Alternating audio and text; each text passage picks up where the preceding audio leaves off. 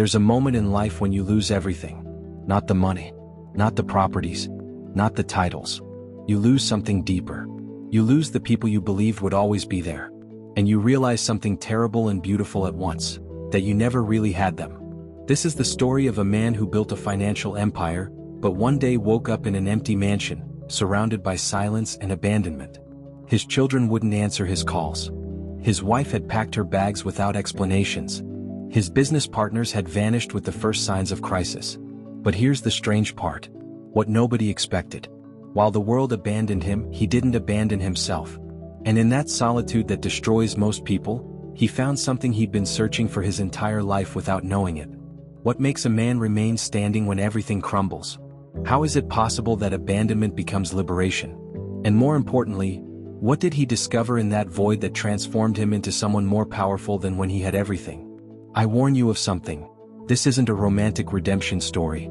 It's much darker and for that very reason much more real. Marcus was 52 when he lost everything. But that's not exactly true. He was 52 when he discovered he'd never had anything real. His fortune remained intact. 8 figures across different bank accounts. Properties in 3 countries. Investments generating more money than he could spend in a lifetime. But one October morning he woke up in a king-size bed in a 400 square meter room and felt something he hadn't experienced in decades, the crushing weight of absolute solitude. His wife Elena had left a letter on the breakfast table. 20 years of marriage summarized in 3 cold, legal paragraphs. "I no longer recognize the man I married," she wrote. "You've become someone who only knows how to accumulate, but has forgotten how to live." Resilience, Marcus thought while holding that letter, isn't what they teach you in personal development books. It's not a forced smile or positive thinking. Resilience is what remains when all masks fall and you have no choice but to look in the mirror without emotional makeup. His children, Daniel and Sophia, had inherited their mother's resentment. Unreturned calls. Messages read but ignored. The polite coldness on the few occasions they saw each other. Marcus had believed he worked for them, that he was building a legacy.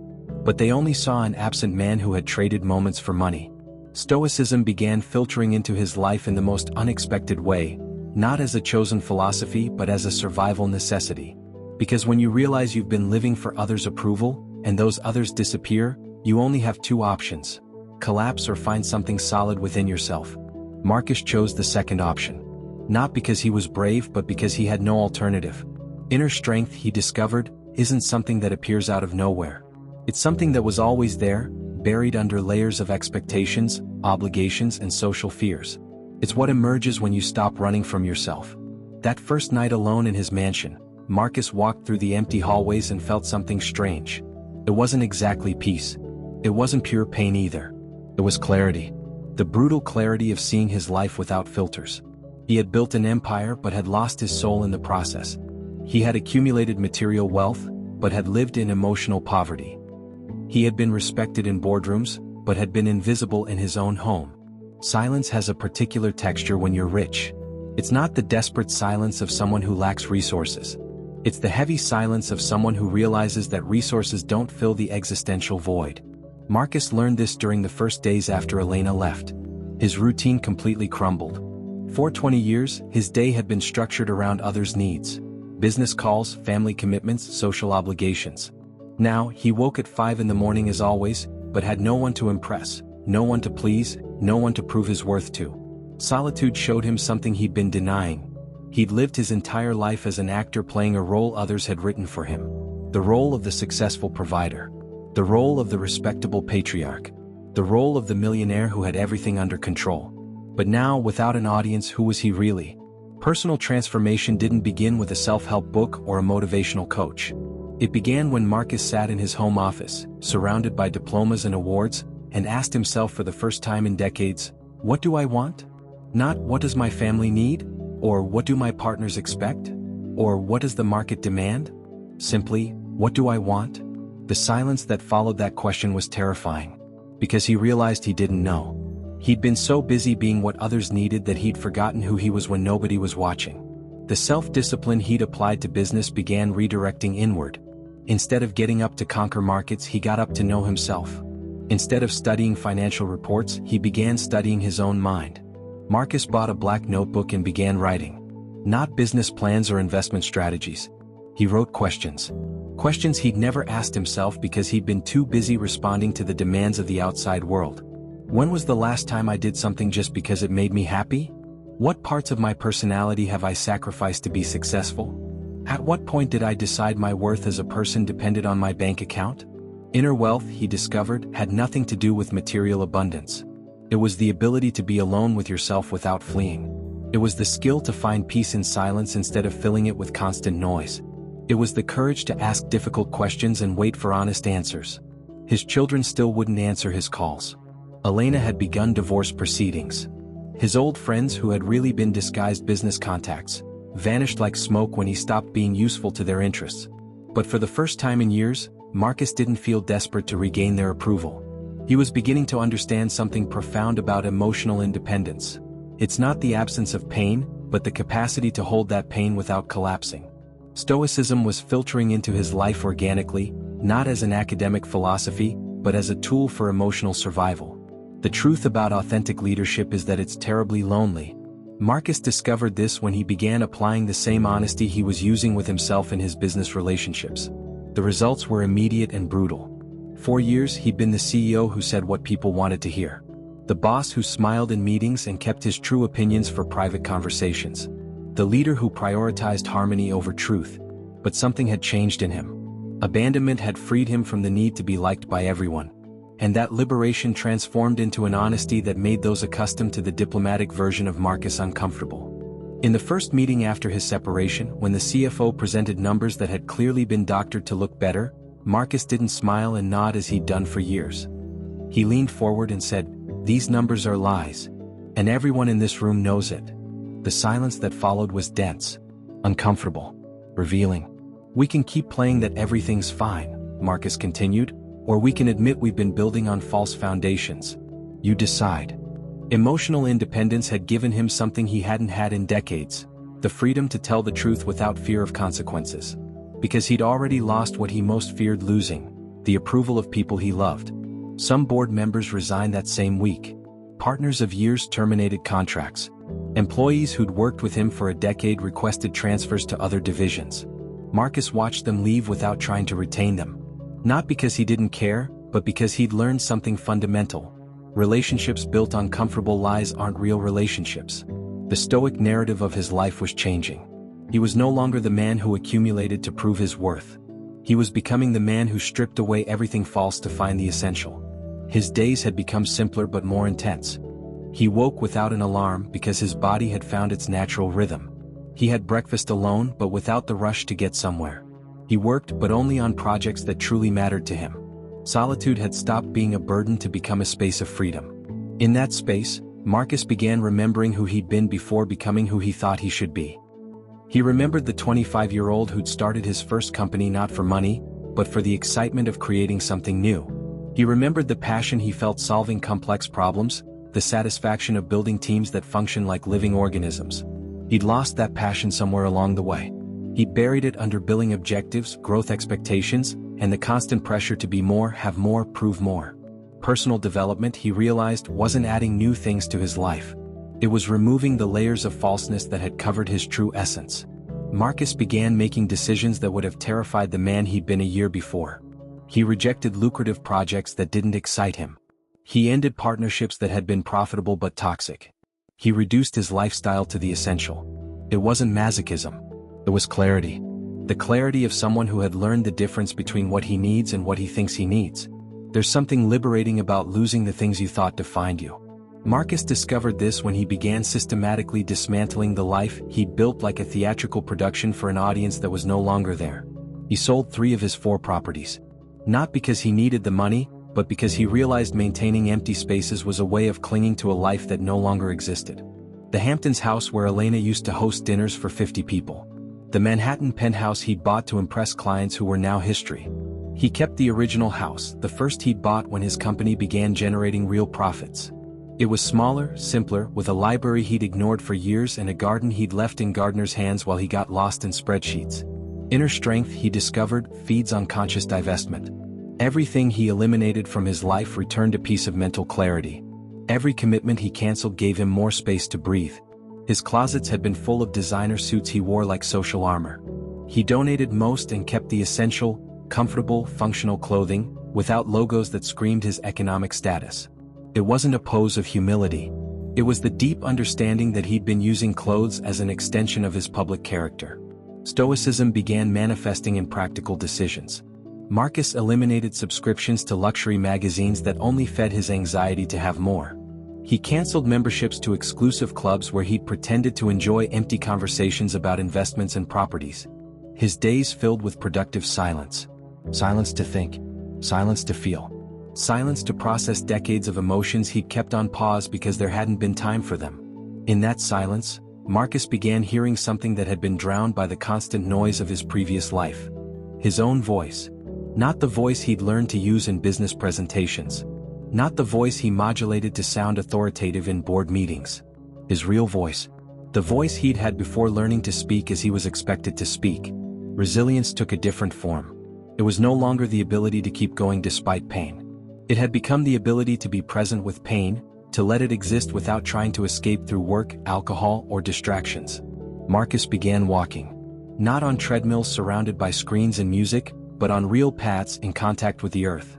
Walks of 2, 3, sometimes 4 hours, where his mind quieted in a way he hadn't experienced in decades. During one of those walks, he had a revelation that would change everything. He realized he'd been trying to fill an existential void with external achievements.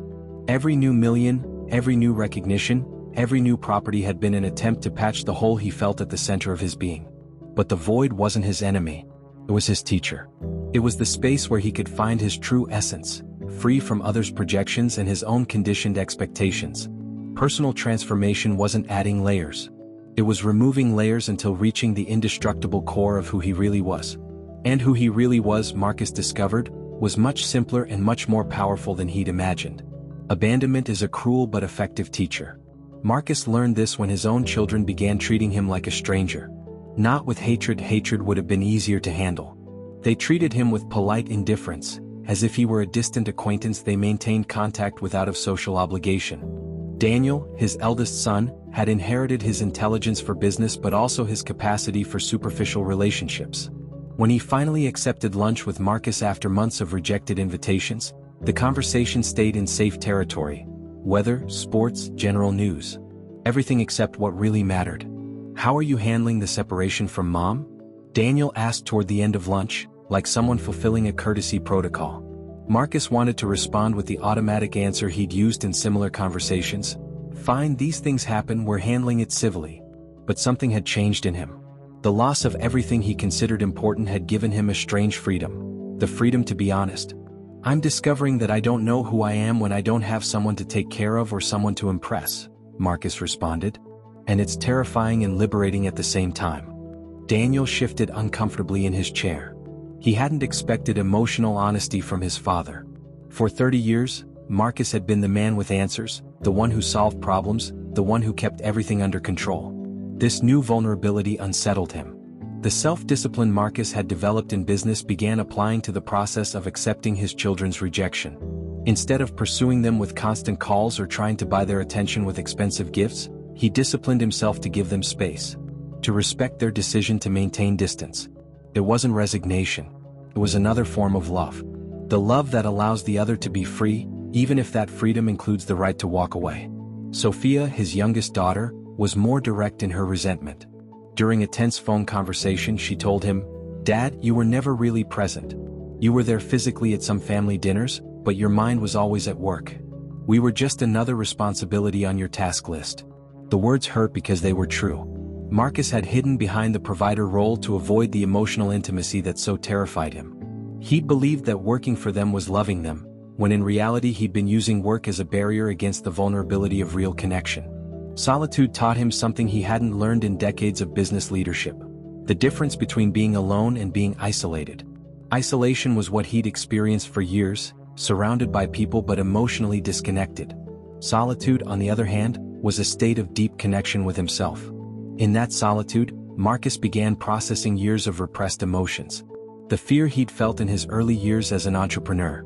The sadness of having lost connection with his children while pursuing success. The rage against himself for having sacrificed the most important things on the altar of the urgent. The dark channel of his mind, that space where we keep truths we don't want to see, open like a floodgate. And instead of fleeing from that darkness, Marcus decided to inhabit it, decided to explore it, decided to learn from it. Because he'd understood something fundamental. You can't heal what you don't acknowledge, and you can't integrate what you keep in the shadows. Emotional independence wasn't the absence of need for others. It was the capacity to be complete even when others decide not to be part of your life.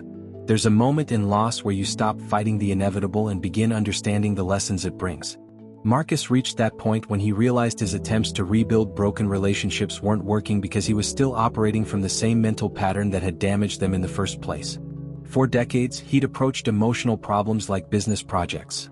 Identify the problem, develop a strategy, implement solutions, measure results. But human relationships don't work like financial statements. You can't optimize love. You can't make a presentation to recover lost trust. Inner wealth began manifesting when Marcus stopped trying to be extraordinary and began finding depth in the ordinary. His mornings had become simple rituals. Unhurried coffee, reading without objective, contemplation without agenda. He'd begun reading philosophy, not as an intellectual hobby but as an existential necessity. Marcus Aurelius became his breakfast companion, Seneca his nighttime counselor, Epictetus his teacher of acceptance. He wasn't looking for easy answers but perspectives that would help him navigate the complexity of his new reality. You have power over your mind, not outside events. Realize this and you will find strength, he'd underlined in his meditations. Marcus read that phrase during a particularly difficult morning, after Daniel canceled another family dinner, and felt something he hadn't experienced in months: peace. Not the peace of someone who has solved their problems, but the peace of someone who has stopped fighting reality. The peace that comes from accepting there are things you can't control, and that your well-being can't depend on external variables. His businesses began reflecting this new mentality. Instead of expanding aggressively as he'd done for decades, Marcus focused on creating genuine value. He stopped pursuing contracts that required compromising his principles. He rejected opportunities that would have multiplied his profits but didn't align with his new understanding of what really mattered. Personal transformation manifested in decisions that would have seemed irrational to the Marcus of a year before. He reduced his company by half, keeping only projects that intellectually excited him. He implemented policies that prioritized employee well-being over profit maximization. Some investors withdrew. Financial analysts questioned his decisions. Competitors took advantage of his apparent weakness to steal clients. Marcus observed all this with a serenity that surprised even himself. It wasn't indifference, he still cared about his company's success. But he'd stopped defining his worth as a person by external results. The Stoic narrative of his life had completely changed. It was no longer a story of conquest and accumulation. It had become a story of purification and essence. He no longer asked, "How can I have more?" but "What do I really need?" The answers to that question surprised him with their simplicity. He needed real conversations with real people. He needed work that had meaning beyond economic gains. He needed time to process his experiences without the pressure to immediately convert them into productive actions. Solitude had stopped being a state he tolerated to become a state he cultivated. In the silence of his house, Marcus found a company he'd lost decades ago. His own. True resilience isn't recovering quickly from falls. It's building an internal structure so solid that external storms can't touch your essential core. Marcus understood this when he realized his previous strength had been an illusion based on favorable circumstances. When he had family, money, recognition, and success, he believed he was strong. But his strength depended on external elements. It was like an impressive building constructed on sand foundations, magnificent in calm weather, vulnerable in storm time. The new strength he was developing was different. It was built from the inside out. It was a strength that didn't depend on others validating him, on his investments working, or on his plans fulfilling as expected. Marcus began structuring his day around practices that strengthened this internal architecture. Morning meditation, not as escape from reality but as training to be present with whatever reality appeared. Physical exercise that connected his mind with his body. Reading that expanded his perspective beyond his immediate circumstances. Self-discipline took a more mature form. It was no longer the rigid discipline of a soldier following orders. It was the flexible discipline of an artisan molding his work with patience and precision. He disciplined himself not to obsessively check his phone expecting messages from his children. He disciplined himself not to fill every moment of silence with compulsive activity. His finances reflected this new mentality. Instead of maximizing short-term gains, he began investing in projects that generated long-term value. Companies that solved real problems. Initiatives that improved people's lives instead of simply multiplying his money. It wasn't romantic altruism. It was emotional intelligence applied to business. Marcus had discovered that when you align your work with your deepest values, motivation stops being forced and becomes natural. Success stops being an obsession and becomes a byproduct. Elena contacted him after 3 months of silence. Not to reconcile but to sign the final divorce papers. They met at the lawyer's office, a neutral space that smelled of formality and definitive endings. "You look different," Elena told him while they waited for the lawyer to prepare the documents. It wasn't a compliment or criticism. It was a genuine observation. "I feel different," Marcus responded. And it was true. The man who'd been married to Elena for 20 years had been, in many ways, a social construction. The husband he believed he should be. The father he tried to be. The provider he'd promised to be. Now he was simply himself. Without roles to play. Without expectations to fulfill. Without masks to maintain. Emotional independence had arrived gradually and then suddenly. One day he woke up and realized he could be completely fine without others' approval. Not because he didn't care, he still loved his children, respected Elena, valued his true friends. But his emotional well-being no longer depended on how they felt toward him. That liberation was terrifying and beautiful at once. Terrifying because it meant assuming total responsibility for his own happiness. Beautiful because it meant no one else could take it away. Personal development had taken a turn he hadn't anticipated. Instead of becoming a better version of who he'd been, he was becoming who he really was beneath all the layers of social conditioning. There's a profound difference between chosen solitude and imposed solitude. Marcus discovered this when he stopped experiencing his isolation as a sentence and began living it as an opportunity to encounter himself. Nights had been the most difficult at first. After decades of family routines, dinner conversations, the daily presence of others, the nocturnal silence of his house felt like a void that devoured him. He tried filling it with television, work, unnecessary calls to business contacts. But gradually he began inhabiting that silence differently. Instead of fleeing from it, he began exploring it. He discovered that silence had textures, depths, nuances that only revealed themselves when you stopped fearing it. Marcus established a nocturnal ritual that became one of the most important moments of his day. After dinner, which he now prepared himself, not as an obligation but as an act of self-care, he sat in his library with a cup of tea and a notebook. He didn't write business plans or task lists. He wrote thoughts, observations, questions that arose in silence. It was a form of conversation with himself he'd never had time to sustain. What have I learned about myself today? In what moments have I acted from fear and in what moments from authenticity? What mental patterns do I keep repeating without questioning them? Inner strength began manifesting in unexpected ways. Not as armor protecting him from pain, but as an expanded capacity to hold any experience, pleasant or painful, without collapsing. When he received notification that Daniel had gotten engaged and hadn't invited him to meet his future daughter-in-law, Marcus felt the familiar pain of rejection. But instead of reacting immediately, calling, sending messages, trying to force reconciliation, he stayed present with the pain. He felt it in his body. In his chest like a weight. In his throat like a constriction. In his stomach like a void. And he discovered something surprising. When you don't fight emotional pain, when you don't try to escape or minimize it, it transforms. It doesn't disappear. Marcus still felt sadness about the distance with his children. But sadness lost its power to define his general emotional state. It became a note in a more complex symphony, instead of being the only melody. Stoicism had become practical, not theoretical. It was a daily tool for navigating reality without losing internal balance. It wasn't a philosophy that made him invulnerable to pain, but one that taught him to relate to pain more intelligently. His businesses began reflecting this new relationship with uncertainty. Instead of obsessively controlling every variable, Marcus learned to make the best possible decisions with available information and then release attachment to specific results. This didn't mean becoming passive or irresponsible. It meant distinguishing between what was under his control, his decisions, his actions, his response to circumstances, and what wasn't, others' reactions, market fluctuations, external events. Inner wealth manifested in a paradox that fascinated him. The less he needed to impress others, the more genuine respect he generated. Clients who'd worked with him for years began noticing the difference. His presence had become more solid, less anxious. His decisions clearer, less reactive. "There's something different about you," Robert, a decade-long business partner, told him during a meeting. "It's like you've found a calm you didn't have before."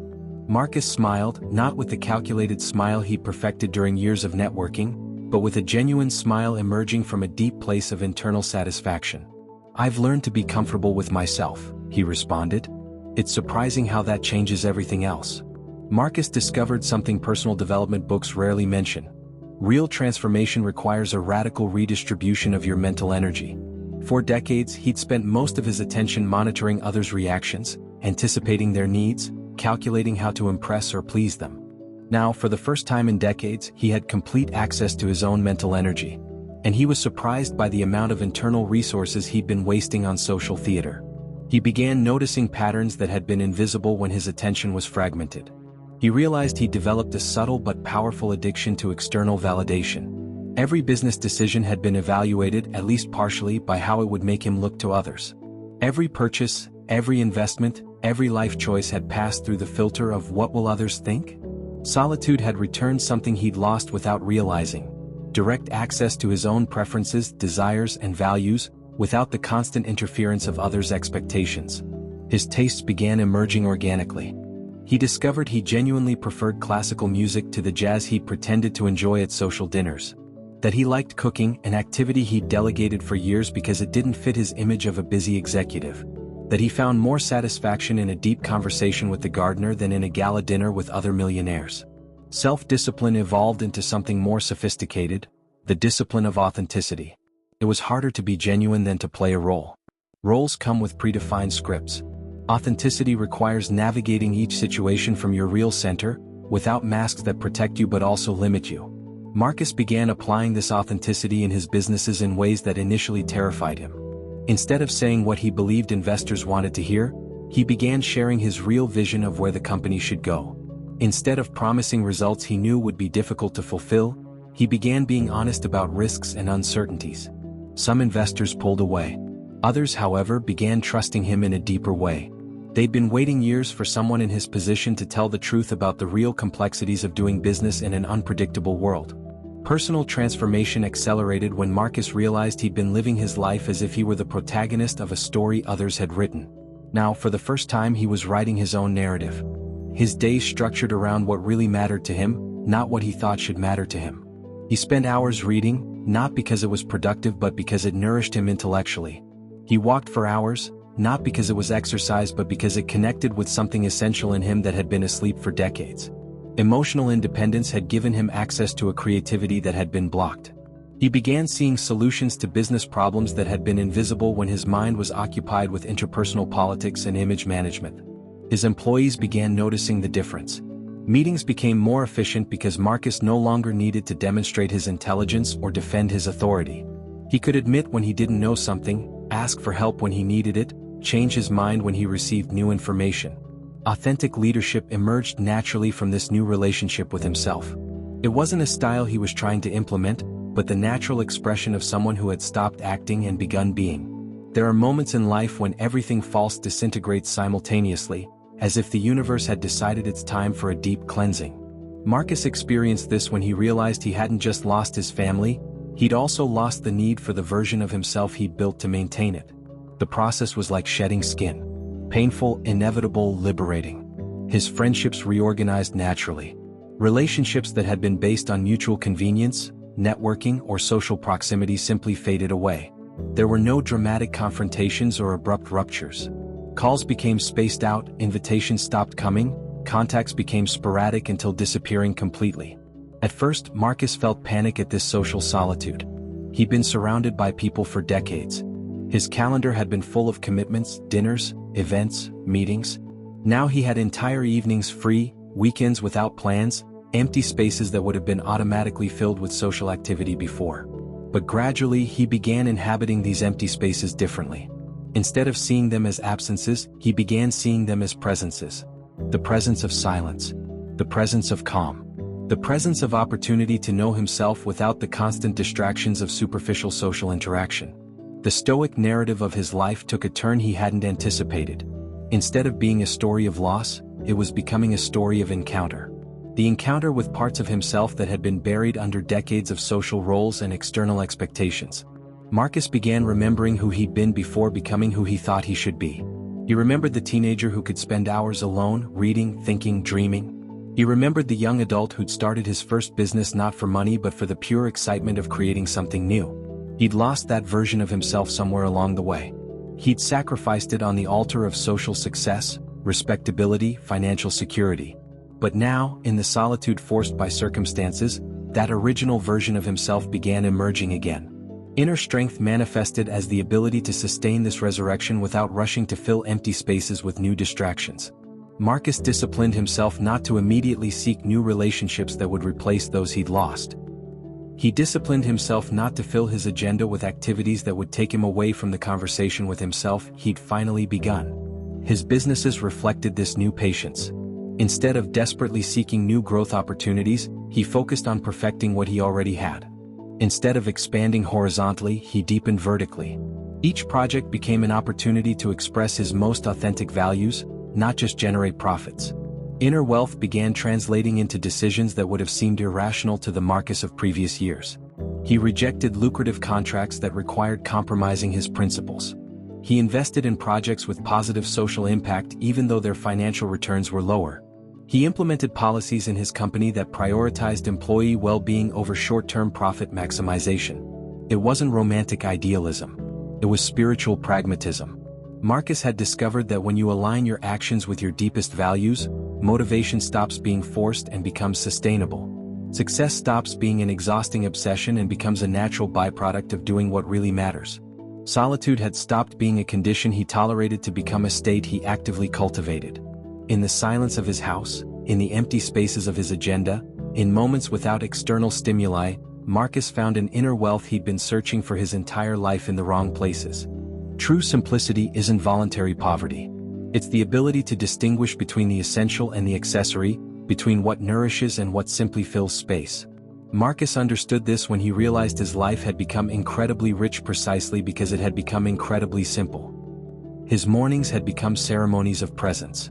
He woke without an alarm because his body had found its natural rhythm. He prepared his coffee with complete attention as if it were a sacred ritual. He read without hurry, without pressure to extract useful information for some external objective. This simplicity wasn't disguised laziness. It was emotional efficiency. Marcus had eliminated from his life everything that didn't add real value, and what remained shone with an intensity he'd forgotten was possible. His company had transformed following the same principles. Instead of diversifying into multiple sectors, it had focused on doing one thing exceptionally well: solving complex problems elegantly. His teams had shrunk, but their effectiveness had multiplied. Self-discipline had evolved into something more refined: the discipline of saying no. No to opportunities that would take him away from his center. No to relationships that drained his energy without nourishing his soul. No to activities that filled his time without enriching his life. This new selectivity initially generated anxiety. Marcus had been conditioned for decades to say yes to everything that seemed like an opportunity. Rejecting offers, declining invitations, establishing boundaries had activated old fears about missing something important. But gradually he realized that each no to the accessory was a more powerful yes to the essential. Each boundary he established returned energy he could invest in what really mattered. Resilience took a paradoxical form. It became stronger by becoming more flexible. Instead of resisting changes, he learned to flow with them. Instead of controlling external circumstances, he focused on responding to them from a center that couldn't be disturbed by external events. His finances reflected this new philosophy. Marcus had begun investing not only in assets that generated financial returns, but in experiences and knowledge that generated existential returns. Travels that expanded his perspective. Books that challenged his assumptions. Conversations that deepened his understanding of himself and the world. He hadn't developed contempt for money. He remained an intelligent and successful entrepreneur. But he developed a more mature relationship with material wealth. It was a tool, not an objective. A means, not an end. A way to create freedom, not a golden prison. Personal development had taken a direction he hadn't anticipated. Instead of adding skills and competencies, he'd focused on eliminating mental patterns that limited him. Instead of accumulating knowledge, he deepened into wisdom. Instead of expanding outward, he deepened inward. Emotional independence manifested in a beautiful paradox. The less he needed others to feel complete, the deeper his connections became when he chose to connect. The few relationships that had survived his transformation had become more authentic, more nourishing, more real. Marcus had learned the difference between solitude and privacy.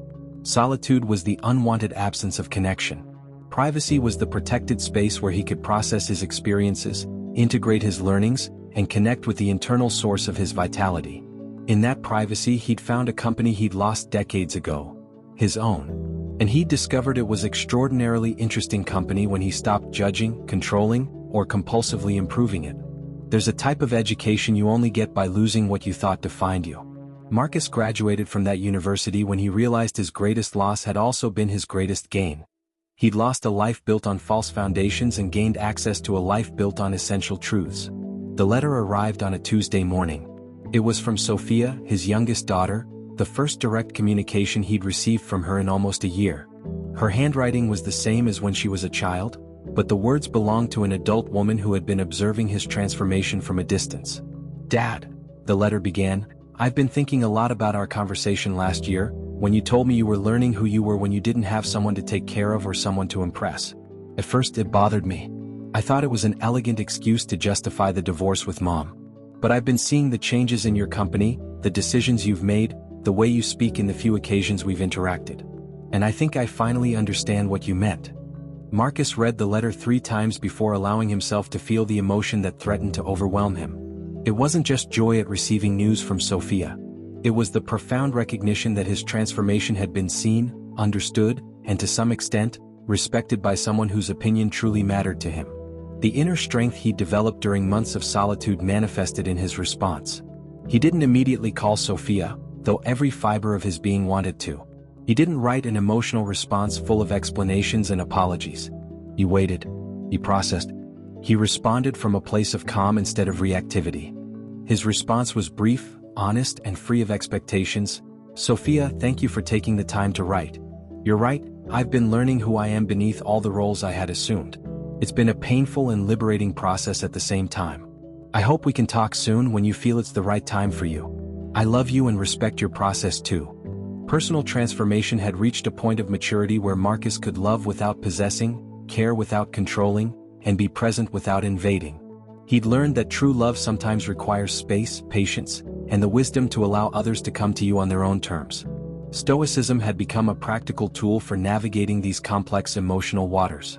It wasn't a philosophy that made him insensitive to pain or joy.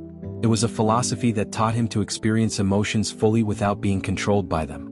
His businesses had found a balance he hadn't imagined possible. He was economically successful, but success no longer came at the cost of his emotional well-being. He'd learned to work intensely when necessary, and to disconnect completely when it wasn't. Inner wealth translated into smarter decisions, more authentic relationships, and a general sense of living his life from the inside out instead of from the outside in. Marcus had discovered something personal development books rarely mention. Real transformation isn't a destination you arrive at, but a way of traveling. It's not a problem you solve, but a capacity you develop. The capacity to be present with any experience, painful or pleasant, without losing contact with your essential center. Solitude had been his most demanding and most generous teacher. It had taught him the difference between being alone and being complete. It had shown him that fulfillment doesn't come from accumulating experiences or relationships, but from developing the capacity to be completely present with what is, when it is. In the silence of his house, in the empty spaces of his agenda, in moments without external stimuli, Marcus had found something he'd been searching for his entire life without knowing it. The sound of his own voice, free from the interference of social noise. Reconstruction after total loss isn't like repairing something broken. It's like planting a seed in soil that has been purified by fire. Marcus understood this when he realized he wasn't going back to being who he'd been, he was becoming who he'd always had the potential to be. Sophia finally accepted lunch with him. They met at a small cafe, far from the elegant restaurants where they used to have their scarce family conversations. The place was simple, honest, without pretensions, a choice that reflected the new version of Marcus who had stopped needing to impress even his own daughter. "You look different," Sophia told him after studying his face during several minutes of casual conversation. "Not just physically though, that too. It's something in your eyes. Like you're finally present in your own life." Marcus felt a complex emotion, gratitude, sadness, hope, but didn't try to analyze or control it. He simply let it exist while responding, "I think you're right. I've been absent from my own life for decades. Present in others' lives but absent from mine." The conversation that followed was different from any exchange they'd ever had as father and daughter. There was no hidden agenda, no attempt to repair the past or control the future. It was simply two adults sharing their perspectives on life, growth, and the mistakes that teach us more than successes. The emotional independence Marcus had developed allowed him to be completely present in that conversation without the anxiety of being evaluated or judged. He could listen to Sophia's perspective on his emotional absence during her childhood without defending himself or minimizing her experience. He could share his own process of self-discovery without needing her to validate or forgive him. "I'm not asking you to forget the years when I wasn't really present," he told her toward the end of lunch. "I'm just showing you that I'm here now if you ever want me to be part of your life in a different way." Sophia nodded, and Marcus could see in her eyes something he hadn't seen in years: respect. Not the forced respect children sometimes show out of social obligation, but the genuine respect of one adult for another who has done the difficult work of knowing themselves. The self-discipline he developed manifested in his decision not to press for more meetings, more conversations, more connection. He'd learned that authentic relationships are built with patience, not urgency. With presence, not insistence. His businesses reflected this new relational wisdom. Instead of aggressively pursuing new clients, he focused on excellently serving those he already had. Instead of expanding rapidly, he grew sustainably. Instead of competing desperately, he focused on creating unique value. Personal transformation had reached an integration phase where internal learnings naturally translated into coherent external actions. Marcus no longer had to consciously remind himself to be authentic. Authenticity had become his default operating mode. Authentic leadership emerged from this internal coherence. His employees began trusting him in a different way, not because he was perfect but because he was consistent. His decisions aligned with his declared values. His private behavior matched his public persona. Inner wealth had become visible to others, not as something Marcus tried to project but as something that naturally emanated from someone who had found peace with himself. Clients commented on the calm he transmitted in high-pressure meetings. Employees mentioned the security they felt working with someone who wasn't constantly anxious to prove his worth. Marcus had learned that true confidence doesn't come from the absence of insecurities, but from the ability to function effectively even when insecurities are present. He developed the skill to act from his authentic center regardless of temporary emotional fluctuations. Solitude had stopped being a condition he experienced to become a capacity he developed. The capacity to be complete without depending on constant external validation. The deepest revolutions happen in silence, in the privacy of individual consciousness, far from spotlights and applause. Marcus experienced such a revolution when he realized he'd changed so fundamentally that he no longer fit into his previous life, and that this wasn't a problem but a natural evolution. Daniel contacted him after 6 months of silence. Not to reconcile emotionally but for something more practical and revealing. He wanted business advice. His own company was facing challenges that required the kind of wisdom that only comes from having navigated profound crises. "I've been following what you've been doing with your company," Daniel told him during a phone conversation that initially felt formal but gradually became more personal. "The changes you've implemented, the way you've restructured priorities. There's something about your approach that seems smarter than before." Marcus smiled, not with pride but with quiet satisfaction. His son had noticed the difference not in his declarations or intentions, but in his results. Authentic leadership had produced results that were visible even to those who maintained emotional distance. "I've learned to make decisions from a deeper place," Marcus responded. "Instead of reacting to external pressures, I try to respond from what I truly believe is right long-term." The conversation that followed was the most substantive they'd had in years. They didn't talk about emotions or family relationships, but there was a quality of mutual respect that hadn't existed before. Daniel was interacting with Marcus as an equal, as someone whose perspective he genuinely valued. The Stoic narrative of his life had reached a chapter where lessons learned in solitude began translating into positive influence on others. Not because Marcus was trying to teach or preach, but because he'd developed a way of being that naturally inspired others to question their own patterns. His employees had begun implementing changes in their own lives after observing Marcus's transformation. Some had begun establishing clearer boundaries between work and personal life. Others had begun making professional decisions based on values instead of just financial opportunities. Personal development had reached a multiplication phase where internal changes began generating expanding waves in his environment. Not through evangelization but through example. Authenticity has a magnetic quality that attracts others who are seeking permission to be genuine too. Marcus had developed what Stoic philosophers called preferred indifference, a detached but intelligent relationship with external results. He cared about his company's success, but his well-being didn't depend on it.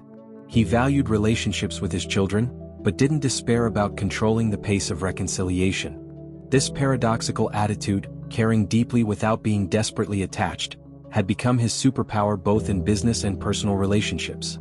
People felt safe around him because they knew there was no hidden agenda, no subtle manipulation, no attempt to use the relationship to fill emotional voids. Inner strength had become magnetic. Not the rigid strength of control, but the flexible strength of someone who had learned to flow with circumstances without losing their center. People gravitated toward that stability, especially in a world where most people live in constant reactivity.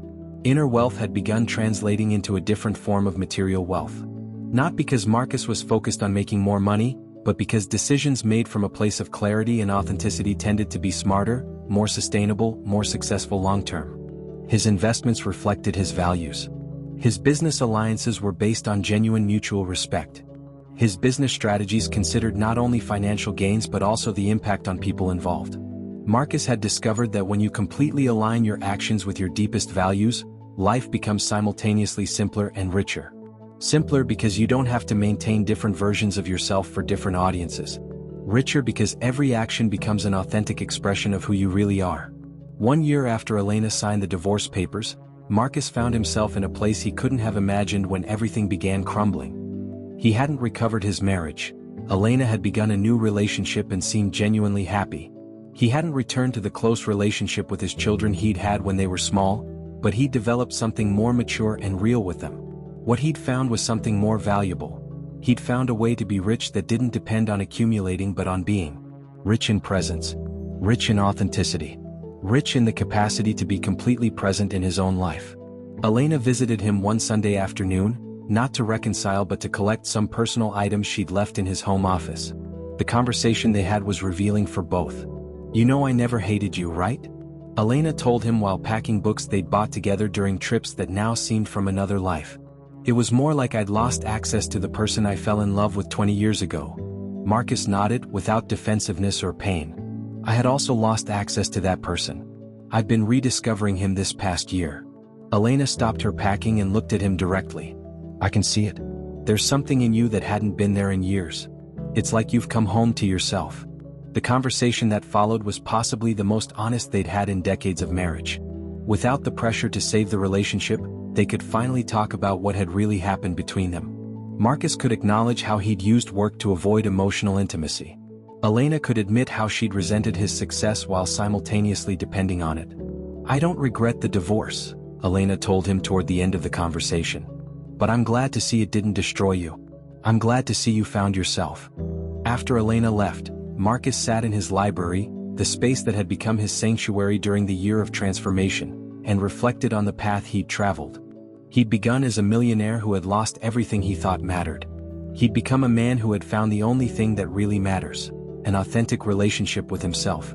The resilience he'd developed was no longer the resilience of a soldier who keeps going despite pain. It was the resilience of a wise man who had learned to find meaning in any experience, painful or pleasant. His businesses prospered, but success had a different quality. It wasn't the desperate success of someone trying to prove their worth, but the natural success of someone operating from a place of clarity and authenticity. His relationships had a depth he hadn't experienced before. With his children, with Elena, with employees, with clients, all his interactions had a quality of presence that had been absent during decades of automatic functioning. Solitude had become his most powerful ally. Not solitude as absence of others, but solitude as complete presence with himself. In those spaces of silence, he'd found an inner wealth that no bank account could equal.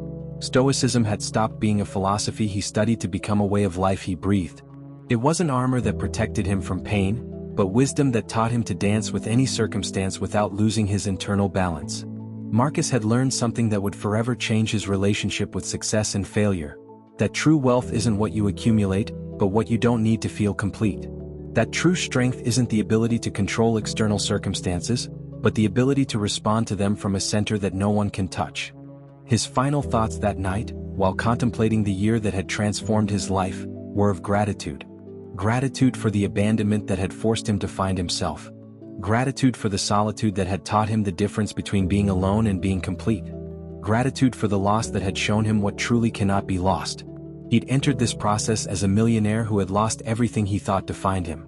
He emerged as a man who had found the only thing that really matters: the capacity to be at peace with himself, regardless of external circumstances. Abandonment hadn't destroyed him. It had liberated him. Personal transformation hadn't ended.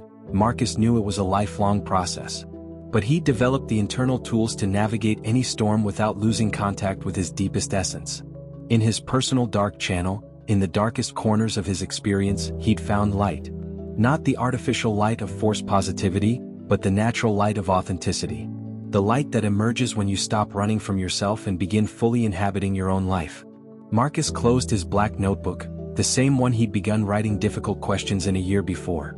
Now it was filled not only with questions, but with answers he'd found in silence, in solitude, in the sacred space of his own company. He'd become his own best friend, his own wisest counselor, his own most reliable source of strength.